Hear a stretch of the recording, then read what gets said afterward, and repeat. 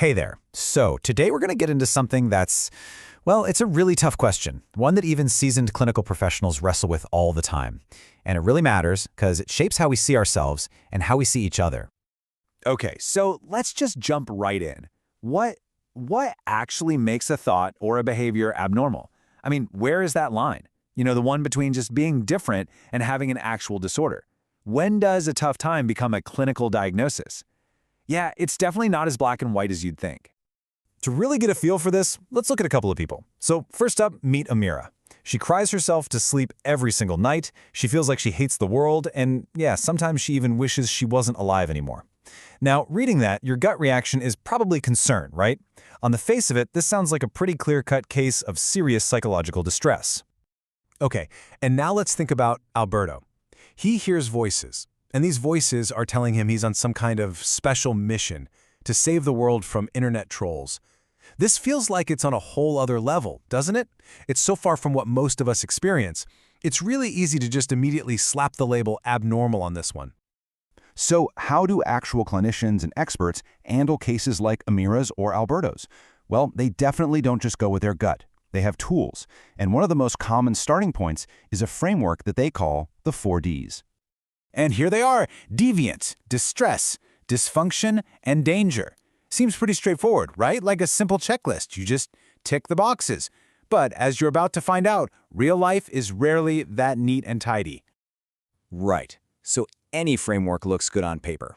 The real test is when you throw the messiness of actual human lives at it. So let's take that first D and see what happens, because this is where that simple checklist, well, it starts to get a little complicated. Okay, so deviance. Basically, this just means breaking society's rules. The official ones and the ones that are just kind of understood. And at first glance, yeah, Amira crying all night and Alberto hearing voices, they absolutely fit. Their experiences are definitely different from what we consider the norm. But here's the million-dollar question. What if the circumstances are the abnormal thing? What if it's not the person, but the situation they're in that's completely out of whack? Now let's go back to Amira. But this time, we have some more information. She's a young mom stuck in a tiny apartment in New York City during the absolute peak of the early pandemic. She just lost her job, she's totally isolated, and her partner is critically ill. Wow. I mean, all of a sudden, everything changes, doesn't it? Her despair doesn't feel so deviant anymore. It feels like a completely rational response to a nightmare situation. All right, on to the second D, distress. Now this one seems way more simple. It just means the person themselves has to be upset by it. They have to be in pain, they have to be suffering. But then you get these folks, the icebreakers in Michigan. They go swimming in frozen lakes in the winter. I mean, that is seriously deviant behavior for most of us. But here's the thing, they're not distressed at all. In fact, they say they feel energized, challenged, they absolutely love it. So their behavior is super unusual, but it's not causing them any suffering. So is it abnormal? So let's look at the last two Ds together, dysfunction and danger. This is really about whether a behavior is messing up someone's daily life or if it's becoming a risk to them or to other people. And this is where Alberto's story seems to fit like a glove, right? He quit his job, he walked away from his family, and he's collecting weapons. That is textbook dysfunction and a huge red flag for danger. But, and this is so important, that idea of danger is actually the exception, not the rule. We see it in movies, we hear it in the news, this link between mental illness and being dangerous. But the research is clear. It's just not true for the vast majority of people. Most individuals who are struggling are no more dangerous than anyone else.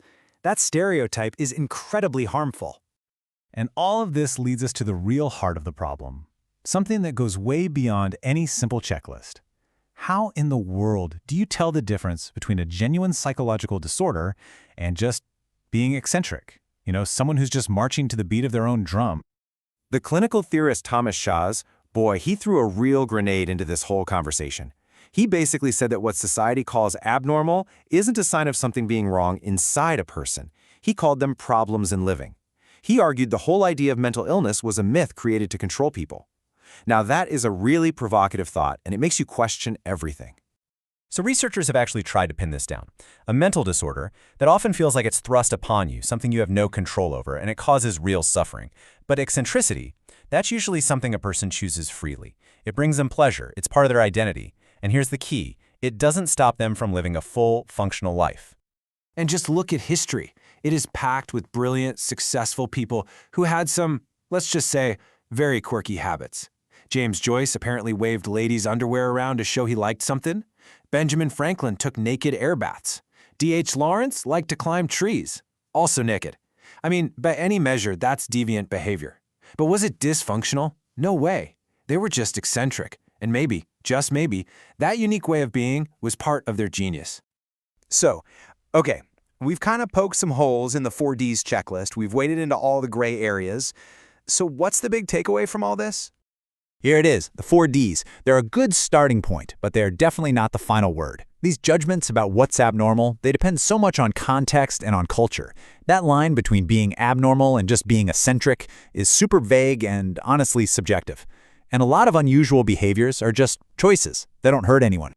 At the end of the day, figuring out what's abnormal isn't about checking off boxes on a list. It's about really trying to understand the full picture, the context, the culture, and the real individual suffering a person might be going through.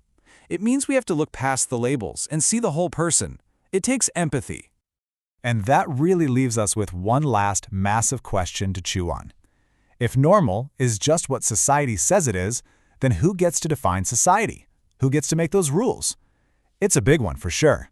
Thanks for joining me today.